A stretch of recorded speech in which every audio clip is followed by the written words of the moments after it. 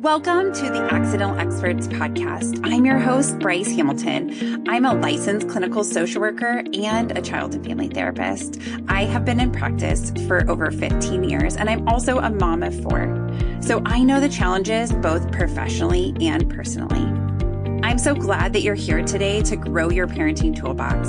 Please come as you are and be ready to learn. My goal is to make you the accidental expert so that you can raise healthy humans. Hi guys, welcome back. I hope that you're enjoying our episodes. We have Ann Kent back with us today to talk about big kids that are particular eaters and grown-ups that are selective eaters. I know that sometimes we don't make it out of that toddler stage and we're still selective on what we're willing to eat. And Ann's going to kind of help us break it down so that we can understand how to help our kids expand our palates and also ourselves. And Ann is amazing. She has like so many good thoughts and feelings, and I loved having her for the toddler episode. So I'm excited to hear what she has to share with us for today. With that, let's get to Ann. Thank you so much for having me again. Yeah, absolutely. Okay, so when we're talking about these older kids, like developmentally, how long should we expect that kids progress in terms of eating? Like, is it something we grow, like picky eating? Is it something we are going to grow out of, or is there like a time frame? Like, what should we be thinking about in this area? That's sort of a yes and no answer. So there is a period of time when children tend to be in their quote unquote picky phase, and that's usually around ages 1 to 5. But obviously there's a lot of picky kids and there's a lot of picky adults way past 5 years old. And so I just really want to emphasize that kids do not magically exit the picky phase. We have to guide them through. We have to continue to provide exposure. And what I see happen a lot of times is that when kids are in the picky phase, we just start catering to whatever they will eat. And we accidentally end up limiting their palate so much that they don't ever have the opportunity to exit it. Because as I mentioned in our last podcast, it can take up to 20 exposures of a new food before your brain has the chance to really say whether it likes it or not. And so if in, those picky toddler years, we just started to focus on the, chicken nuggets and quesadillas or whatever it was that they would eat, we accidentally stopped exposing them to all those other foods that we wanted them to eat. So there is a period of time when they're more picky, but we do have to help them through it. The good news is that even if your kid is on the other side, you can still help them to become an adventurous eater. There are many tools to do so. So do not panic if your kid is there, or if you as an adult are there. There are many tools to get you out of that. Yeah, that's good advice. Because I think sometimes we do find that we're in that. So I have a question. When we're talking about like these 20 exposures, let's say, is it wise to like kind of track that for your kid? Like sometimes in my practice, it's like, I think about like, it's like the kid picks something that they want to try. So they're like, I am willing to learn about cheese. I don't like cheese. I don't think I like cheese. I'm willing to learn about it. And we were talking about exposures, and we talked about this a little bit in the toddler episode, but talking about exposure is not just eating it. It's also about smelling it. It's also about touching it. It's also about tolerating it on our plate. It's a lot of different things. And you even mentioned your grown-up eating it, which I hadn't thought of being a way to expose our kids to eating it. Like that's such a great perspective. So let's say they're willing to eat cheese. Do you think that it's okay to kind of be like, okay, we have this chart and we're going to try cheese 20 times, but this is like on your pace, but we're going to give our brain 20 times maybe to say yes or no to that. Is that a good idea? Or what do you think about that? Sure, absolutely. I mean, you're a therapist, like it depends on the kid. It depends on the person in front of you. So if you have a child who, especially an older child, I think that could work really well. I would frame it in, actually I have a friend doing this with her really selective eater, is they are food explorers. And so every time they interact with a new food, they're focused on exploring it. And that has taken the pressure off, oh my gosh, I have to eat it, because there's been enough bad experiences in the past where that feels really unsafe, that we've taken eating it off the table. And I think if you do have a child who is really struggling with that, focusing on all those other exposure aspects first can be really empowering to the child. And then they, like you said, they get to experience it. Yeah. So putting some control in their court of that. So it's like, if we squish the berry, what does it sound like? Right. Like, so we're touching it and listening, right? We're like rolling it around, talking about Mm-hmm. its texture, right? Like learning those parts too. That's great advice. So we can do some type of tracking, and obviously you have to, 20 may not be the right number. Like if your kid absolutely is like throwing up, eating it, like we do not want to do that 20 Mm-hmm. times. I don't, at least, right? So it's like, let's push that off for later. We can make a different Mm-hmm. choice, but we can also like reward that part of like trying new things. And if they like the idea of keeping track, because sometimes kids do like that idea of like checking something off. It gives us a little dopamine to say, I did Mm-hmm. that too. But we can kind of maybe come up with a plan together of like, hey, I had this idea or I heard this idea. Like, what do you think about this? Is there a food that you'd like to try 10 times, Mm-hmm. right? Or to explore 10 times and see what they think. And maybe even like beyond checking it off the list, but like making your little journal entry notes. So if you are the little archaeologist exploring this food, this time I squished the berry and it Mm-hmm. smashed really easily. And the next time I squished it and it was really firm and it didn't squish very easily. How Mm-hmm. interesting. And, Mm-hmm. because in the last episode, we talked a lot about how it's so important to reduce the pressure. And this is one way. We're like shifting you from this like fight or flight, like I'm scared to eat this thing, to like, Mm-hmm. okay, I'm in a safe place. And we all know that you aren't really open to new experiences when you're in that like fight or flight experience. Yeah. So whatever we can do to make this safe and fun and lighthearted, you're going to have so much better luck with that, with Mm-hmm. those food exposures and trying that new food. Yeah. And when you're in fight, flight, freeze and you try something, you're probably not going to end up liking that. Even if you do, Exactly. you're probably going to resist because your You brain don't was feel saying good. danger. Yeah. Yeah. Yeah. Yeah. So that also makes sense to kind of reduce that pressure around that and letting kids be in control. So what should we be concerned about? So we talked about also in the toddler episode about like looking at food as like a whole spectrum. So can you talk about that for a minute about like maybe what that perspective is? Absolutely. Even just a minute ago, you mentioned like if your child is like so scared or so has so many bad experiences that they're like gagging at this food before we try it or something. If your child is so sensitive or really struggling with textures or really struggling with their variety, it may be beyond just this quote unquote normal picky eating. There is a term called AFRID. It's a acronym. It stands for avoidant restrictive food intake disorder. So we might have shifted into this realm of we need some other professionals on our team. And at that point, I would really encourage you to talk with your pediatrician and to get a pediatric dietitian and maybe an occupational therapist on your team. Because it may be beyond just like flavor or I don't like this. It might be a sensory issue going on. There Yeah. can be a lot of different things around food. And again, I mean, reducing the pressure, there's only so much you can do as a parent sometimes, and sometimes having other people on your team can be super duper helpful. So if you are super concerned, I don't want you to feel any shame about that. Good job for you for like identifying this. And let's just, add some people to your team so that it's not all on you to navigate this. That's a lot as a parent. Yeah, and the pediatricians especially are like totally well versed in this. They know when we should be concerned and when we shouldn't.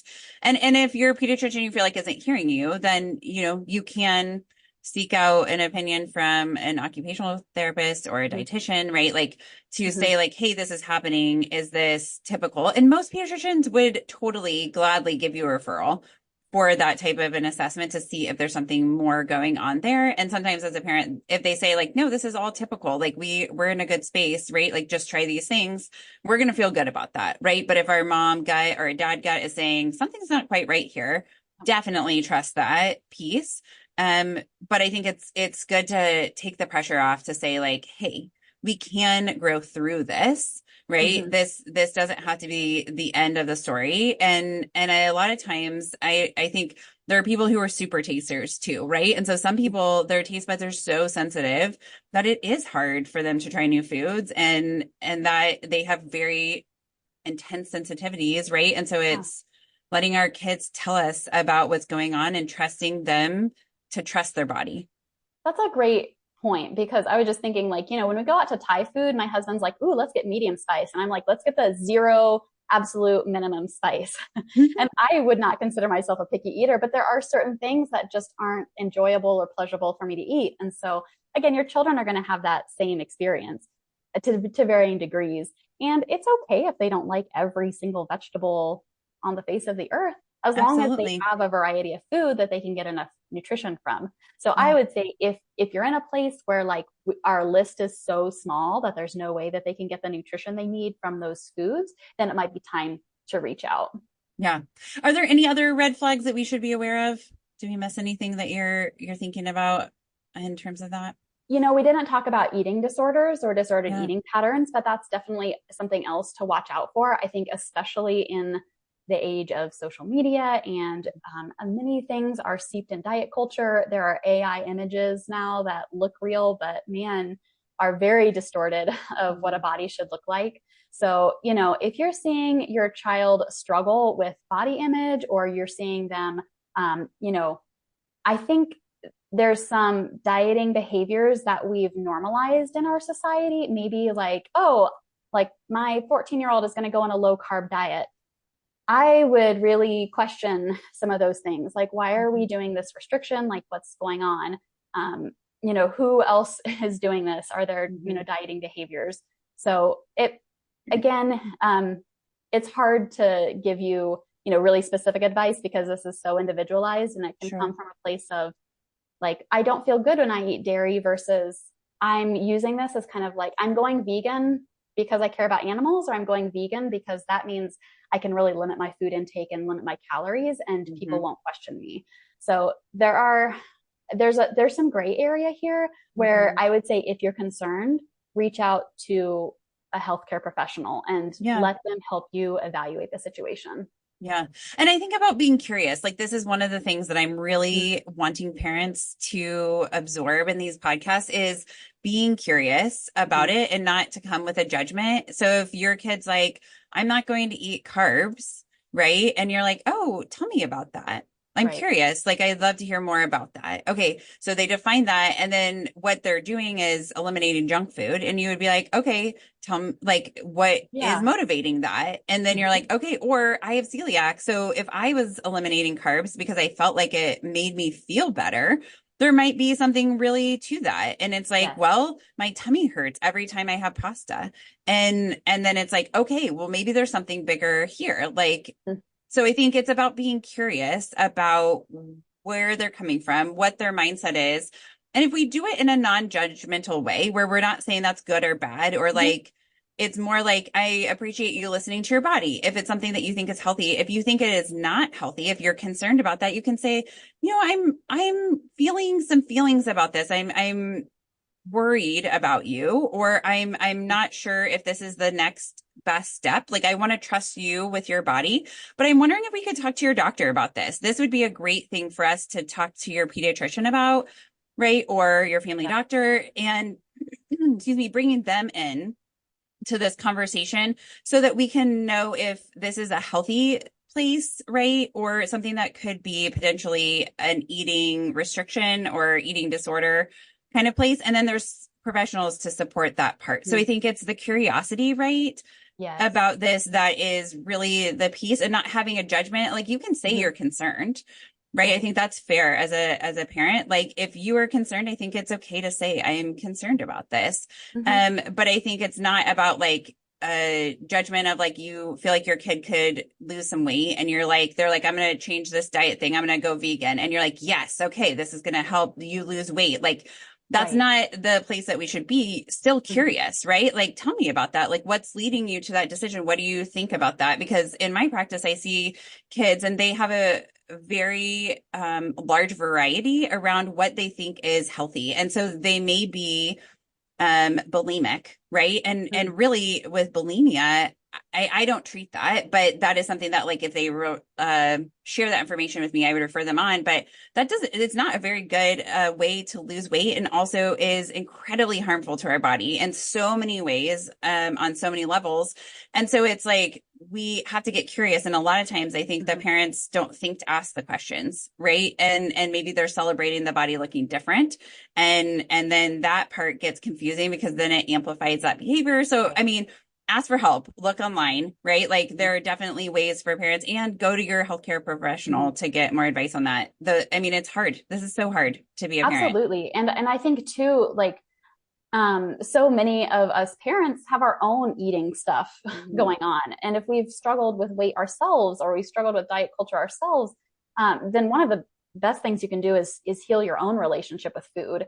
And so that's what, I would encourage you there. If you're thinking like, I don't even know how to get curious because how would you not come with that with judgment? If that feels really foreign to you, it might be really helpful for you to heal. I would really encourage you to seek out an intuitive eating dietitian and or an intuitive eating therapist to help you work through that, because they're going to really come with a place of non-judgment and help you to internalize that locus of control instead of continually finding food rules to try and navigate this, because ultimately food rules aren't going to be sufficient. Yeah. Yeah. That's great advice. Cause I think we do. I once had a supervisor that was a really wise person. And she said, we're all on the spectrum of disordered eating, right? Like where are we on the place? And there's like a balance, right? Of like eating for nutrition, eating for health, right? But it's like, we also have our brain part too, that's telling us don't eat that or do this or whatever. Like we all have experiences that are kind of driving that. And so being aware as parents that like we have our own perspectives on that too, that may need to be healed. That's a really good insight to think about. So how do we help our kids expand their palate or choices for food? So we kind of talked about exposing them to them. Is there any good advice that you have for having the kids to expand what they're willing to eat? Yeah, I mean, for older kids especially, the more you can get them involved in the process, the more likely they are to eat the food. And that comes, we've all probably heard this. It comes from everything from growing the food, picking it out at the grocery store, finding a recipe that sounds fun, cooking it, preparing it. I will tell you, kids are so much more invested and willing to take that no thank you bite if they have done all the work. I remember one of the first summers with my stepson, he was like 7 or 8 and he didn't like zucchini. And so, but he would like, we had a lot because we had this CSA from our local farmer. And so we had a lot of zucchini. So he would help me like cut it up and all these things. And I remember one meal at the end of the summer, he was like devouring his zucchini. I was like, hey, you like zucchini? He's like, of course I like zucchini. I've always liked zucchini. And I was like, you most certainly did not always like zucchini. That is hilarious that you thought that. But I know it's just because of like that repeated exposure. Yeah. And so that is, I mean, I feel like a broken record, but it doesn't have to be eating it. It can be a lot of these different things. Yeah. And that they might grow to be members who like that particular thing. Yeah. And this power of yet, right? Like of giving them the permission to not like something yet, but that kind of opens the door for them to grow into. And something funny about this whole like ability to change thing is, even as adults, like we really don't like it if we've changed our mind and then other people make a big deal out of it. Like you change your mind and then everybody's like, oh my gosh, I told you so. Like you should have done that from the first place. So remember that that's going to be true with your children too. So if they do end up changing their mind and liking it, play it cool. Yeah. Like this, you don't have to even celebrate it really. You can just be like, hey, you like that. That's so awesome. And then move on. Like that is enough. That is the most I would ever say about it. Because otherwise you can kind of inadvertently make them hesitant to change their mind in the future. Yeah. Or they might reject that idea or not like it because you made a big deal about it. Yeah. Right. Yeah. So when is eating therapy necessary? So we kind of talked about getting therapy for whether it's like a mental health therapist or a nutritionist therapist or intuitive eating, but also like sometimes it's OT, sometimes, like when is that necessary? Yeah, the red flags I would look for are similar to what we talked about in the toddler episode, growth. So if they're either like way above growth, like skipping growth, how do you say that? Whether they're like the brackets, skipping lines on the growth chart. So either up or down, that's going to be a definite red flag. If their eating has changed really significantly in a short amount of time, so that might indicate some sort of disordered eating pattern. If they've like all of a sudden limited a lot of foods, I would get curious about that. Or if their list of foods is just really, really limited, especially if if they're expressing displeasure about that. I've worked with a lot of adults and also heard from a lot of teens about how kind of scary it feels when you're a picky eater, because you can't go over to someone's house for dinner. You might not have something to eat, and then you're going to have to deal with this shame of not being able to enjoy this meal. And so I just guess I want to, give parents a reminder that their teen or their kid might be kind of struggling with that social aspect and feeling a little bit embarrassed about being a picky eater. They might actually want some help getting out of that. So those are some of the things that I would notice. And again, coming at it from a place of curiosity and not judgment about like, hey, I noticed this thing happening. What's going on? And how would you like me to support you? Yeah, I love that. I mean, because I think the social aspect of eating, I mean, it is a way that we get together as a culture, right? So like eating around the table as a family, but also like going to Friendsgiving, right? Or these different things or like a cookie party or whatever, right? Like there is definitely food stuff around that. And I know that for my daughter who is celiac and also dairy free, I mean, like her friends have been incredibly supportive of this, but it's also hard, right? Where it's like, I make sure we have a cupcake for birthday parties and things like that, because I don't want them to be without that experience, but it is hard. And so like talking about it is really important. So I think that's great advice. So when can adults grow out of particular eating? And do you have any tips for that? Yes, you absolutely can. And actually, the strategies are really similar to what you use in childhood because, as I mentioned before, our taste buds only live for 2 weeks. So they are constantly changing. Even as an adult, you are not set in stone. The way I like to think about this, I mentioned the division of responsibility. Parents decide what, when, and where to eat, and the child decides if and how much. So maybe you use this technique in your practice, but I like to think of an adult thinking about their two sides. So they have their adult self and then they have their inner child who is struggling with picky eating. And so it's sort of like a reparenting almost in this, in the frame of picky eating, where the adult is going to offer the new food that they want to try. And they're also going to offer a safe food that they know that they like. And this is what you do with children too. But then the inner child is allowed to say no to this. So with adult picky eaters, just like kids actually, but with adults, it's so important for them to buy into the idea that they want to try new foods. So it's really impossible for me to decide that my spouse needs to try new foods. Like he needs to be the one to say, I am willing and open to trying this. So if you're struggling with a spouse with this, that's a larger conversation. But for you, it's because you need to give yourself the permission to not eat the food if you don't like it. And that goes back to this whole safety thing. If you're not feeling safe and you feel like you have to eat it and you're scared of gagging or something, then it's not going to be a good experience. And then also to remind yourself that even as an adult, it's going to take a lot of exposure. It's going to take even more exposure as an adult if you had a previous bad experience with the food. So if you are a child who had to sit at the table and force down the broccoli until I've heard horror stories of like, my child literally vomited because they didn't want to eat this food. If you had that severe of a bad experience in childhood, it's going to take a lot of exposure for you to feel safe enough for you to even remotely like that food. So this is a thing where I would just say, give yourself a lot of grace, like a lot of low pressure exposures. I would really start with the exposures that are not eating, because that's going to be really hard probably at first to actually put the food in your mouth. So let yourself spit the food out if you don't like it. Like let yourself try it, cook different ways, like do all of, there's a lot of different ways that you can prepare the food and get exposure without having to actually eat it. Yeah. Well, and you could do it with your kids too, right? So if it's broccoli, that's really not something you want, maybe you buy it and you make things with it, right? Or you, right? Or like noticing, or you grow it in your garden, right? To just like see how it is made, right? Like that just exposure is good to be in that place as long as you've decided that you want to do it. Right.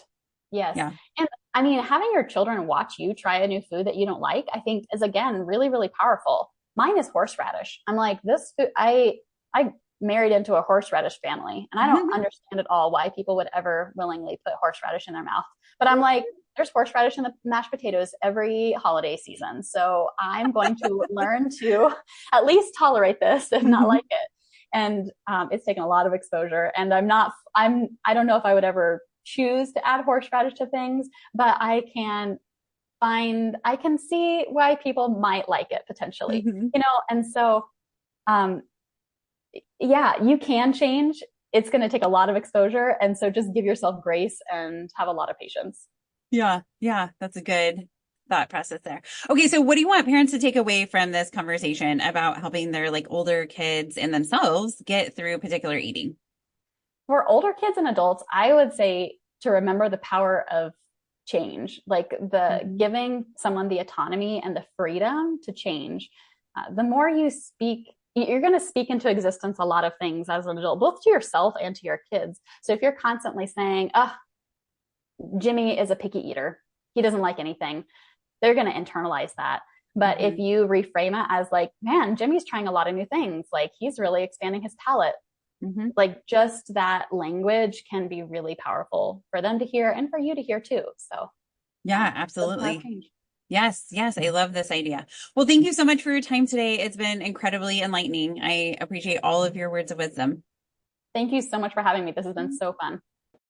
Thanks again, Anne. That was all really good information. If you have a picky kid or you are a particular eater as a grown-up, I feel like we got some good data to kind of work on to help us explore some new areas. I know that this topic can be so hard, and I think giving yourselves grace to be willing to try new things if you're the particular adult, and also to allow our kids to kind of lead with their bodies, to talk to them and be curious about what our kids are thinking and feeling around food. I think that also helps to reduce their anxiety. And this was great. Thank you so much for coming back. We look forward to seeing you again in the future.